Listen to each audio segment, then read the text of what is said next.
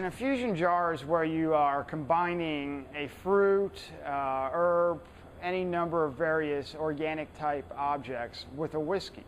And what you're doing is that you're taking one element, letting it sit in the whiskey for a certain amount of time. Each item kind of takes its own life.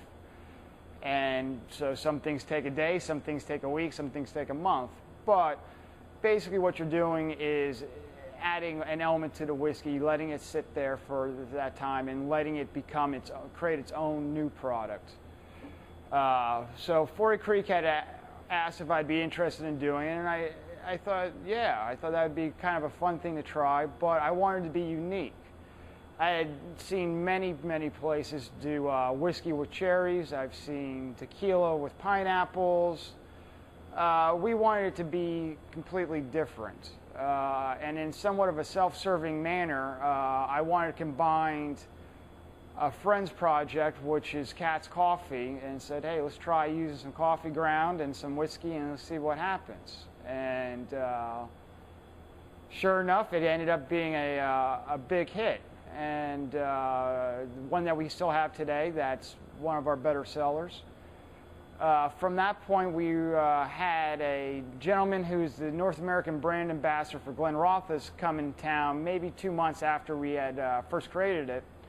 And I said, hey, why don't you give this a try? And he said, wow, that's great. He said, what can you do with my whiskey? And that's where the challenge became.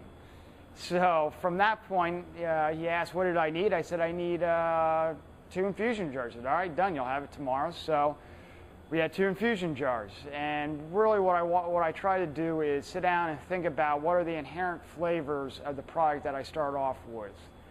The Glenrothes Scotch has a lot of notes of vanilla, honey, derived from sitting in the oak barrel. I kind of felt that reminded me of desserts, and I said, let's try apples. And sure enough, the apples worked, and I said, all right, well, if we're going to try apples, let's try peaches. And what it does is it creates a scotch that is going to be a great gateway for someone that may not be a scotch drinker. A lot of people find scotch to have a real earthy quality to it. Well, the fruit then mellows it out. It adds a quality that's unique. From that point, we then created a vodka that's infused with 3 different types of peppers: habanero, jalapeno, and serrano, which is great for Bloody Marys. And then from there, we also created, for the winter months, we created a Maker's Mark infused with pecans and cinnamon.